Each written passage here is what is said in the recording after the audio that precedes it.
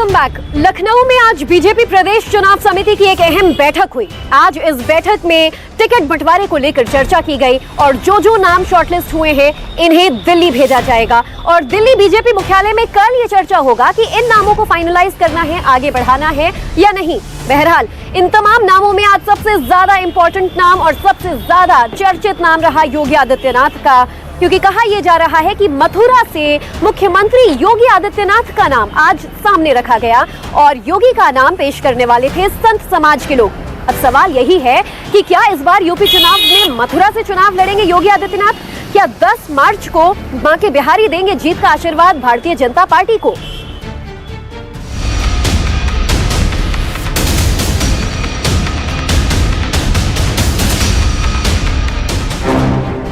मथुरा से एक बार फिर उठी पुकार।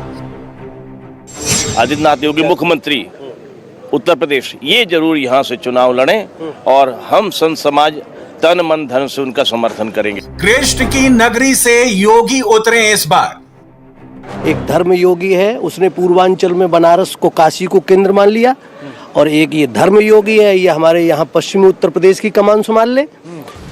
यूपी के इस रण में योगी आदित्यनाथ इस बार कहां से चुनाव लड़ेंगे? योगी की रणभूमि अयोध्या होगी या मथुरा? यूपी में इस वक्त हर किसी के मन में यही सवाल है और इसी सवाल के बीच आज मथुरा से जो आवाज उठी उसे आपको गौर से सुनना चाहिए। ऐसा अद्भुत, ऐसा धर्मपरायण, ऐसा धर्म की मर्यादा को रखने वाला प्रशासन हमको दोबारा नहीं मिलेगा। इसलिए जो महत्वपूर्ण वस्तु होती है उसकी रक्षा हमको करनी पड़ेगी। आखिर साधु संत क्यों चाहते हैं कि योगी मथुरा से चुनाव लड़ें? मथुरा से योगी उतरते हैं तो उसके पीछे योगी की रणनीति क्या होगी? क्या मथुरा से पूरे पश्चिम यूपी को साधने की रणनीति है? इस रिपोर्ट में हम इन्हीं सवालों को टटोलने की कोशिश करेंगे, लेकिन सबसे पहले आपको ग्राउंड जीरो पर ले चलते हैं, जहां इंडिया टीवी की टीम उन साधु संतों के बीच मौजूद थी जो उस बैठक का हिस्सा थे जिसमें योगी को चुनाव में उतरने की मांग को लेकर एक प्रस्ताव पास हुआ है। उत्तर प्रदेश में चुनाव को लेकर गतिविधियां तेज हैं और इसी बीच साधु संतों की गतिविधि भी तेज हो गई है। इस वक्त हम वृंदावन में मौजूद हैं और यहां एक बैठक संपन्न हुई है और बैठक में प्रस्ताव पास किया गया है कि योगी आदित्यनाथ मथुरा से चुनाव लड़े। महन जी, हम आपसे अगर पूछना चाहें, आपका नाम क्या हुआ और आपको ये प्रस्ताव पास करने की जरूरत क्या महसूस हुई? मेरा नाम स्वामी भास्करानंद है। प्रस्ताव पास करने की इसलिए आवश्यकता पड़ी कि योगी जी ने मथुरा वृंदावन के लिए बहुत कुछ किया है। पहले ये मुख्यमंत्री हैं जो इतनी बार इस मथुरा वृंदावन आए हैं और यहाँ पर होली उत्सव है या जन्माष्टमी है, प्रत्येक उत्सव को उन्होंने भव्य बनाया है, दिव्य बनाया है। तो प्रत्येक ब्रजवासी मथुरा वृंदावन वालों की ये मांग है कि योगी जी पहले मुख्यमंत्री हैं जिन्होंने इतना ब्रज के लिए किया है, तो निश्चित है उनको यहाँ के लिए लड़ना यहीं से। स्वामी भास्करानंद इंडिया टीवी रिपोर्टर पवन नारा से जो कुछ कह रहे थे उसके पीछे की वजह समझनी जरूरी है। दरअसल मथुरा के साधु संतों की इच्छा है कि वहां से कोई ऐसा शख्स ही चुनाव लड़े जो सनातन धर्म में सिर्फ आस्था ही नहीं रखता हो बल्कि संत परंपरा से भी आता हो। क्या संतों के इस प्रस्ताव से आपको लग रहा है कि योगी यहाँ से मैदान में होंगे? देखिए, हम लोग बहुत लंबे समय से एक मांग उठाते चले आ रहे हैं कि अयोध्या सबने देख लिया है, काशी सबने देख लिया है, अब जन्मभूमि मथुरा की बारी है। तो योगी जी को मथुरा से हम संत समाज चाहते हैं कि मथुरा से लड़ें। हम बार बार एक बात कहते हैं, जितने भी धर्म के क्षेत्र हैं वहाँ से संतों को चुनाव लड़ना चाहिए। हमने भी अपना दिया हुआ है। अगर योगी जी आते हैं तो बहुत अच्छी बात है, सारे साधु समाज उनके साथ में लगा हुआ है। ये तो फिर हम संत की तरफ से संत समाज ने हमको भी आगे किया है। ये तो फिर महाराज जी आप लड़ेगा साधु। आपकी मांग ये है कि साधु लड़े? तो ही लड़े। हमारी मांग है कि सारे धर्म क्षेत्रों से साधु लड़े। योगी को पार्टी अगर मथुरा से चुनाव में उतारने का फैसला लेती है तो उसके पीछे कई अहम वजह भी हो सकती है।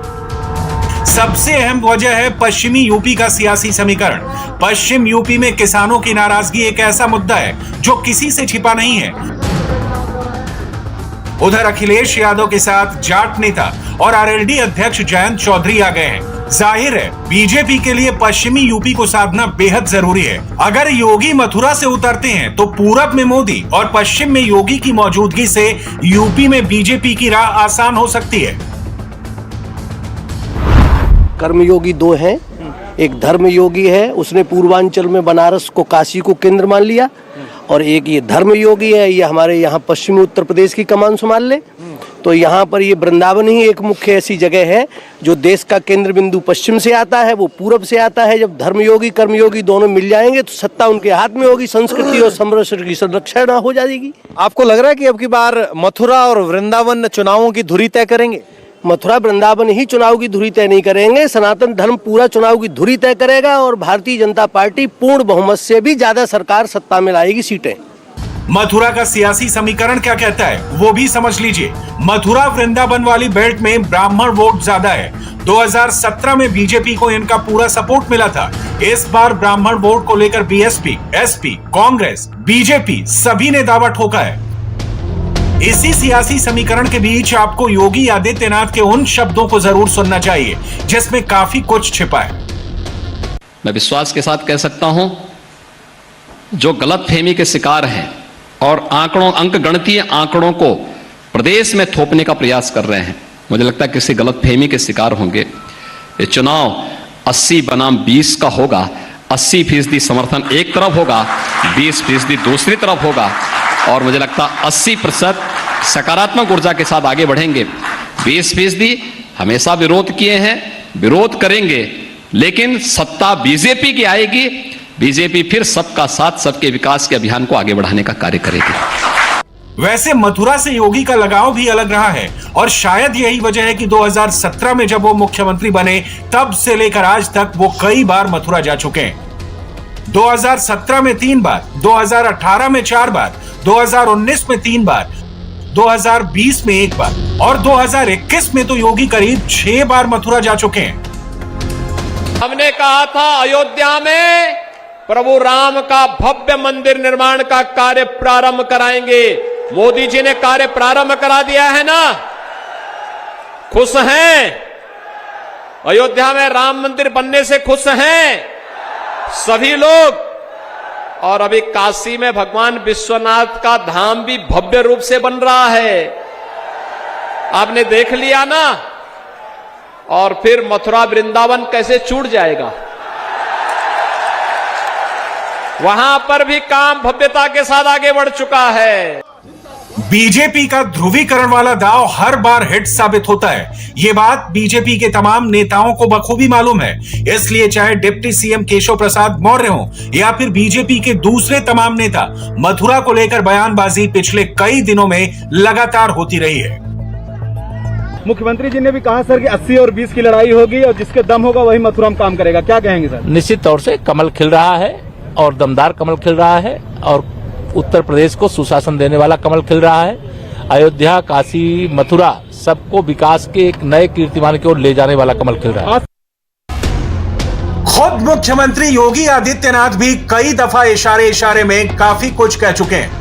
याद कीजिए, फर्रुखाबाद में योगी आदित्यनाथ जब पिछले साल दिसंबर के महीने में पहुंचे थे तो उन्होंने वाराणसी के काशी विश्वनाथ धाम कॉरिडोर के बहाने मथुरा का मुद्दा छेड़ दिया था और कहा था कि काशी का जब कायाकल्प हो रहा है तो मथुरा वृंदावन कैसे पीछे छूट जाएगा। जाहिर है योगी के मन में भी मथुरा को लेकर कुछ तो है, लेकिन अभी वो खुलकर कुछ नहीं बोल रहे, बस माहौल को टटोल रहे हैं और लोगों का रिएक्शन देख रहे हैं। पार्टी भी फिलहाल इसी जोड़ घटाने में जुटी है कि योगी को कहां से उतारना बेहतर होगा। लेकिन एक बात तो तय है कि बीजेपी की इसी रणनीति के बीच साधु संतों की योगी को मथुरा से उतारने की मांग कहीं ना कहीं माहौल बनाने की कोशिश है, क्योंकि अब सिर्फ इक्का दुक्का साधु संत ही ये मांग नहीं कर रहे, बल्कि संतों की पूरी टोली इस मांग को लेकर एकजुट हो रही है।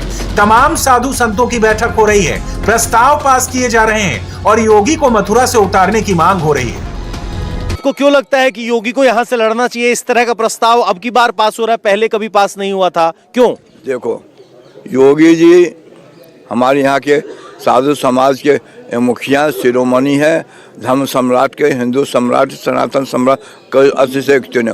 उन्होंने राम जन्मभूमि आज तक 70 साल हो गया, कितने साल से हमारे हिंदू मारे गए, राम जन्मभूमि का उन्होंने शिलान्यास किया और कर रहे हैं।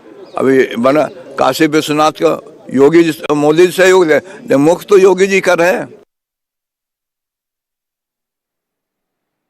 इंडिया टीवी हर वक्त हर जगह डाउनलोड करने के लिए सर्च करें India TV news Google play store या ऐप स्टोर पर।